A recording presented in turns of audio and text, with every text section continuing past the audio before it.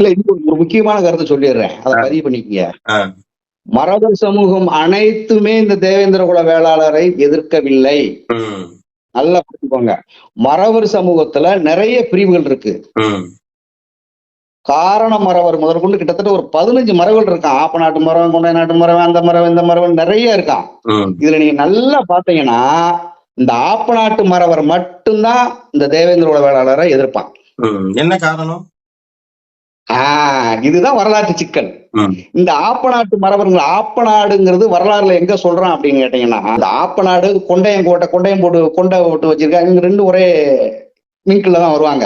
ம், இவங்க அன்னைக்கு நமக்கு எதிரா போர் செஞ்சவங்க.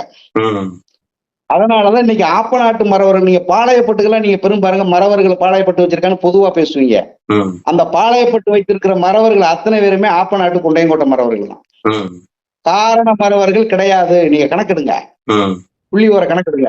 காரண மறவர்கள் தான் இங்க ஒரிஜினல் தமிழன். ம், இந்த ஆப்ப நாடு கொண்டையங்கோட்டைன்னு சொல்றாங்கல்ல, இவங்கெல்லாம் நாயக்கர் ஆட்சி காலத்துல அவங்களோட இணக்கமா இருந்துகிட்டு, அவங்க சொல்ற வேலையை செஞ்சுக்கிட்டு, அடப்பு வேலை பார்த்துக்கிட்டு, அவனுக்கு அடிமையா இருந்து கொண்டு, இந்த தமிழ் சமூகமான இந்த ஆதிக்குடி தமிழ் சமூகமான இந்த மல்லர் பல்லர் தேவேந்திர குல வேளாளர்களை அடிமைப்படுத்தணும்னு மூர்க்கமா சண்டை போடுறான் பாரு. அவன் ஆப்பநாடு மறவர் மட்டும்தான். மத்த மறவர் இதுல வரமாட்டான். அதே ஆப்பநாட்டு மறவர் தான் தியாகி இமானுவேல் சேகரனாருக்கு மணிமண்டபம் கட்டக்கூடாதுன்னு வழக்கு தொடர்த்தது. நீங்க அரசியல உற்று நோக்கணும். இல்ல எல்லா மறவரையும் நீங்க சேர்த்து பேசக்கூடாது. இல்ல தங்கமான மறவர் எல்லாம் இருக்கான். அவன் நம்ம சகோதரன், அவனுக்கு தெரியும். அவன் பூர்வீகமாவே இங்க இருக்கிற மறவர் இருக்கான் நிறைய பேரு. இவங்க மட்டும்தான் உங்களோட போர்க்குடி தூக்குவான்.